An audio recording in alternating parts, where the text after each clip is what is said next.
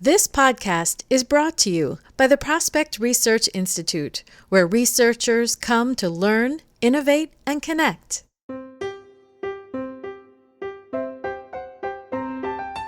And so I sort of realized that I could feed two birds with one scone. I sort of realized that I could fix the MGO portfolios with this influx of new and hot prospects that were coming in, get some of the old folks out, and use it as a crash course for the best way to do moves management at LCV. Welcome to Prospect Research Chat Bites, a podcast by and for prospect research professionals. I'm Jennifer Filla. Today, I'm talking with Kelyn Klein, Director of Prospect Research and Portfolio Management at the League of Conservation Voters. Hello, Kelyn. Thank you for joining me today on Chat Bites. Hi, thanks, Jen. It's so great to be here. So before we dive into prospect management and research programs, I'm wondering if you'd be willing to share how you arrived in prospect research and what keeps you engaged in your work. Absolutely.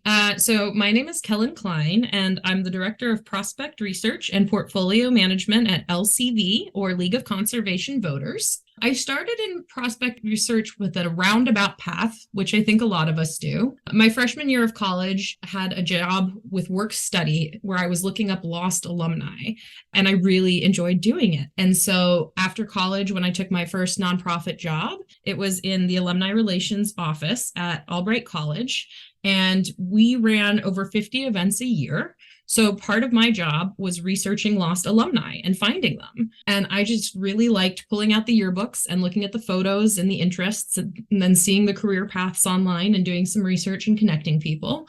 And then we would have the events and these alums would come back and connect that had lost touch. And just seeing that was like a very cool thing to be a part of. So from there, I knew that I wanted to get into prospect research. I was like, that is obviously the next step here.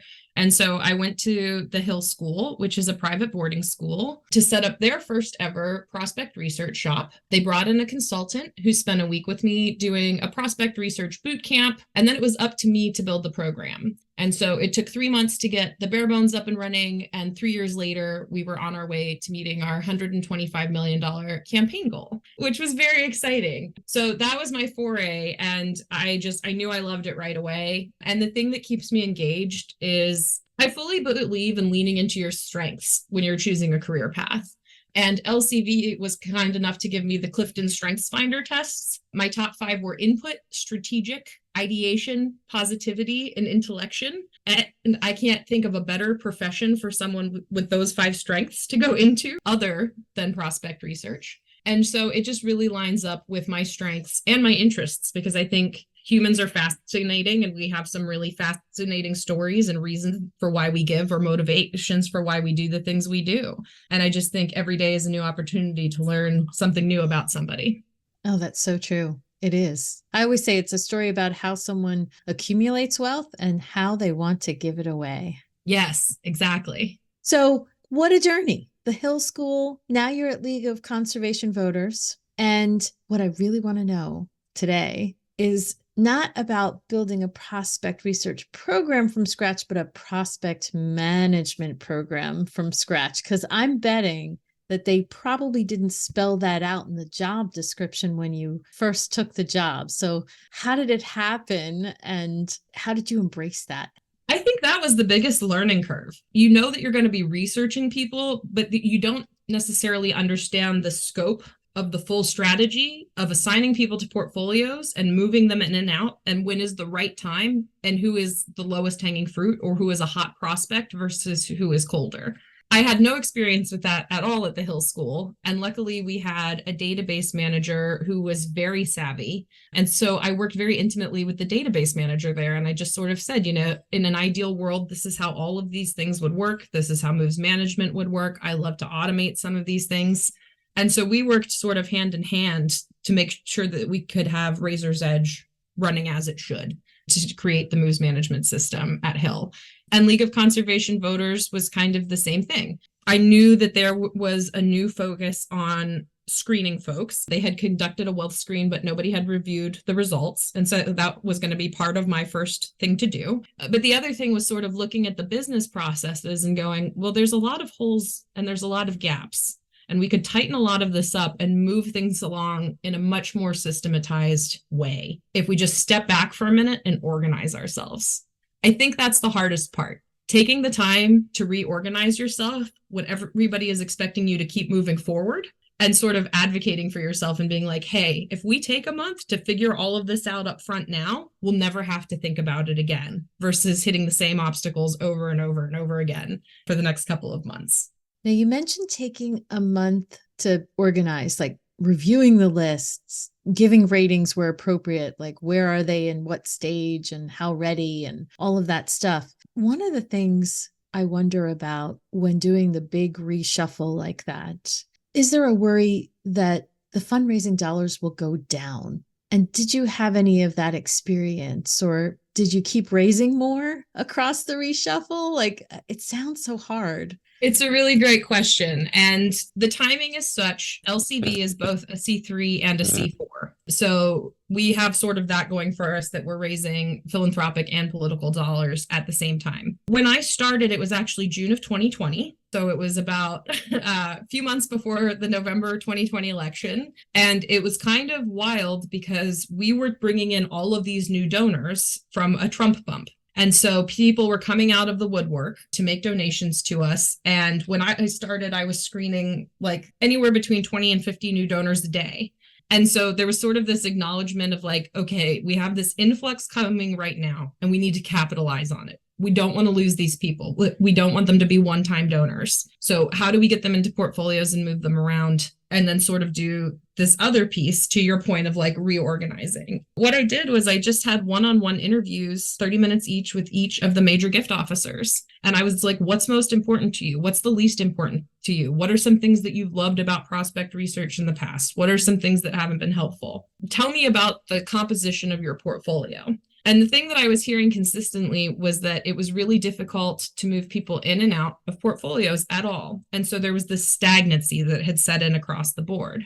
And so I sort of realized that I could feed two birds with one scone. I sort of realized that I could fix the MGO portfolios with this influx of new and hot prospects that were coming in, get some of the old folks out, and use it as a crash course for the best way to do moves management at LCV. I would maybe assign someone who hadn't given for 3 years, and someone might be like, oh, they're too cold. The giving window should be 2 years here at LCV. And I was like, great, then we'll run off of that. And so it was just sort of really listening and getting input from people who had been at LCV a lot longer than I had, through many political cycles, who could sort of inform like, yes, if we don't get a gift from someone after 2 years, it's probably time to cut them because they've been through the political cycle. And so just really adjusting and listening and being willing to go with the flow. And the buy-in was pretty easy, honestly, on like, I need a month or two to sort of clean this up. Because at the end of that month or two, I presented a 3-year strategic plan. And I was like, I've done all these stakeholder interviews. I've talked to everybody. I think these are our pluses. I think these are our deltas.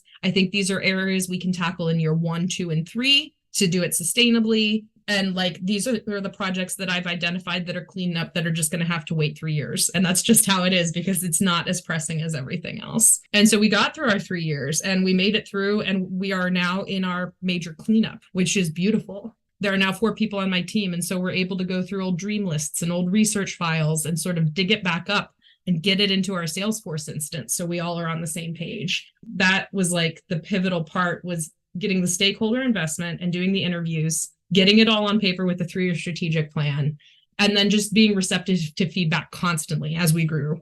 That's a fantastic story. That's a consulting story.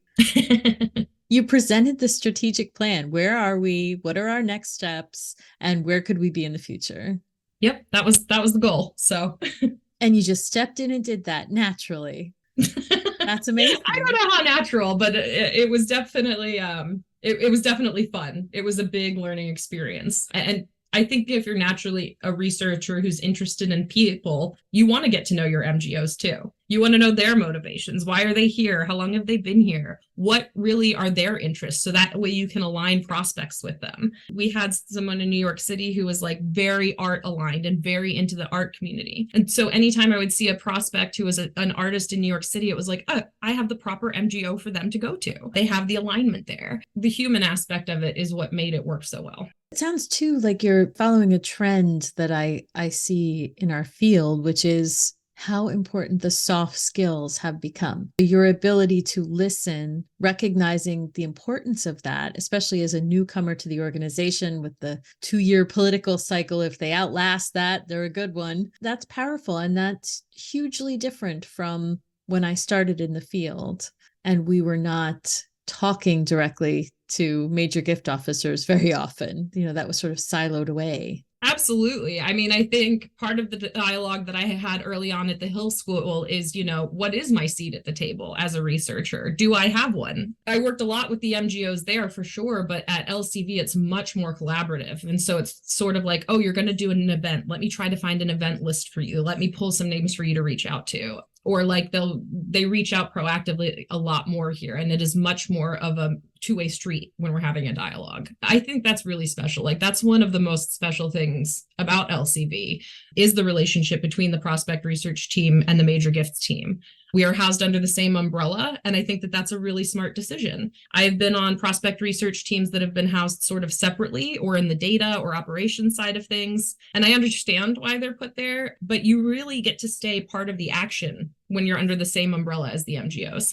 It also sounds like you're performing a consultative support to them, where you're not just fulfilling a request they make, but you are having that interaction. Like, I have this problem, we're having this event, and you're saying, hey, I have these tools, I can help you with these things. It sounds like it's going really well. Your plan worked out, you're into the cleanup mode. But now that it's been 3 years, if you had the chance to do a do-over, what would you do differently, if anything?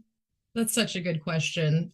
The first thing I would have done was trusted my gut more. LCV has a history of bringing in consultants to do major projects, and I fell into that right away. And we hired a consulting service to do a project that we then determined they weren't actually ready to do. And they determined that as well. It was sort of like a mutual decision from amongst all of us that it wasn't the right time or the right project for that group. And I hit a wall because I just kept thinking, I need help. I need more help. And then this little voice just kept saying to me, you can do this yourself. You don't need a consultant to do this.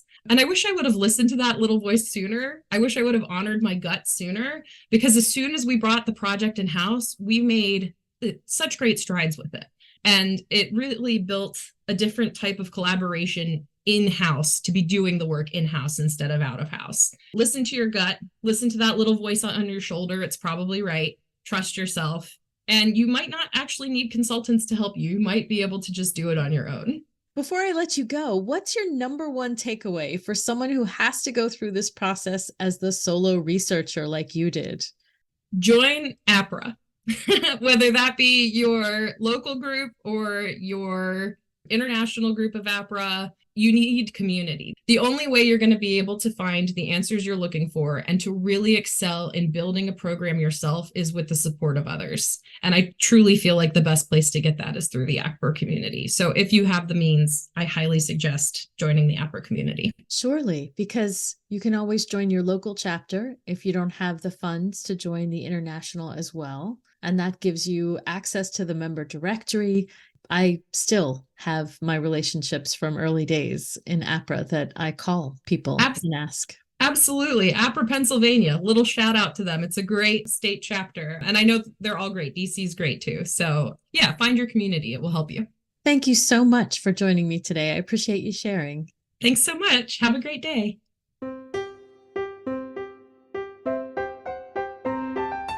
That was Kelyn Klein, Director of Prospect Research and Portfolio Management at the League of Conservation Voters. What did you think of her approach to creating a prospect management program? I was struck by how she carefully listened to the development team, evaluated the data and the current structure, and then wrote up a plan. Because that sounds just like a research project. Why not connect with Kelyn on LinkedIn? She's easy to find at www.linkedin.com/in/Kelyn Klein.